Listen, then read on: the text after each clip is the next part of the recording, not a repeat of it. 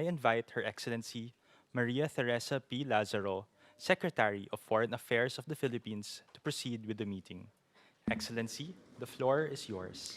Thank you very much, Excellencies, colleagues. Ladies and gentlemen, good afternoon. 2 months have now passed since the United States and Israel launched preemptive military strikes against Iran. And of course, Iran coming up with their own strikes on the other GCC countries.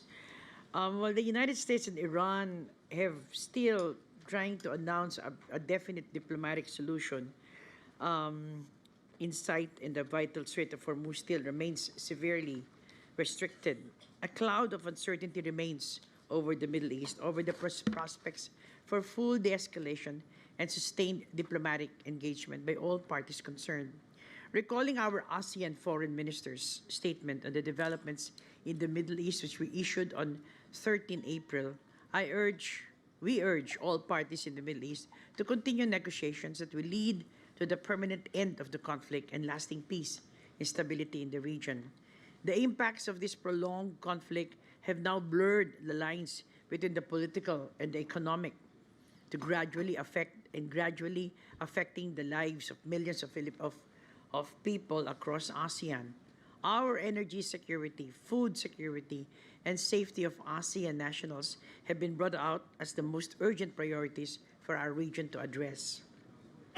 Hence, during our recent special ASEAN Foreign Ministers meeting, both 13 March and 13 April, we underscored the urgent need to convene the joint ASEAN Foreign and Economic Ministers meeting, also known as the AMM-AEM, as the challenges facing ASEAN ask of us to master collective resolve and navigate our future together as a united ASEAN community.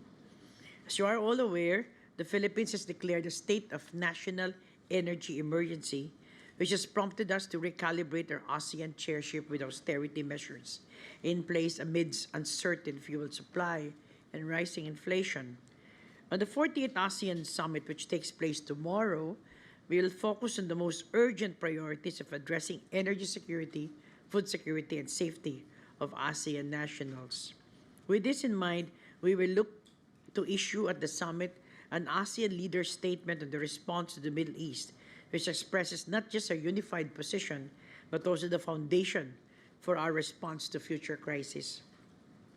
At this juncture, allow me to extend on behalf of the foreign ministers gratitude to the economic ministers present today, this afternoon, for your presence today, which speaks volumes of your strong sense of responsibility and urgency to our shared objectives. We stand ready to work closely with all ASEAN member states in the ASEAN Secretariat in collectively pursuing decisive actions and concrete measures to the immediate challenges facing ASEAN. Excuse me. As we have witnessed in the past, ASEAN has weathered many types of crises, whether they be natural disasters, financial meltdowns, or even a once-in-a-generation pandemic by leaning into our values of coordination, openness, and unity to prioritize support for each other. Our region has proven that we can go further and attain more together rather than as individual member states. May we have a productive and meaningful discussion this afternoon. And now may I invite my colleague, Secretary of Trade and Industry of the Philippines, Honorable Cristina Roque, to deliver her opening remarks. Thank you, Madam Co-Chair. Excellencies, colleagues, friends, good afternoon. It is a pleasure to co-chair this joint meeting with Secretary Tess. The economic ministers have had a productive session today, and it is both timely and necessary that we now meet together with our foreign ministers. Developments in the Middle East have shown how quickly external shocks can reshape our region.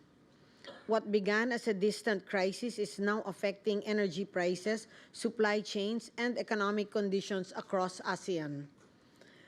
These are not isolated effects. These are a reminder that our economies and our vulnerabilities are closely linked. We are already seeing the consequences. Higher fuel and food prices are straining households. Businesses, especially MSMEs, are managing rising costs and uncertainties. This is precisely why this joint meeting matters. The issues before us do not fall neatly into either foreign policy or economic policy. They cut across both. Energy security, trade flows, and supply chain resilience are shaped by geopolitical developments just as they are economic decisions. Addressing them requires us to work across our pillars, not in parallel but together. In this regard, economic ministers are keen to hear how our foreign ministers assess the situation and how they see developments unfolding in the coming months.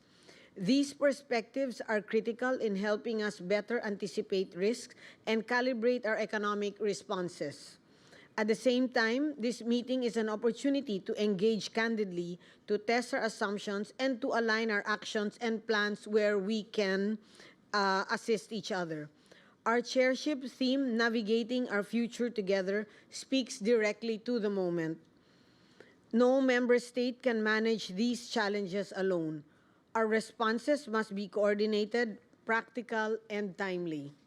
We should focus on a few clear priorities: strengthening coordination to stabilize energy supply and manage price pressures, addressing risks to food security and supply chain disruptions early, and ensuring that our businesses, particularly the MSMEs, are supported so they can continue to operate and to grow.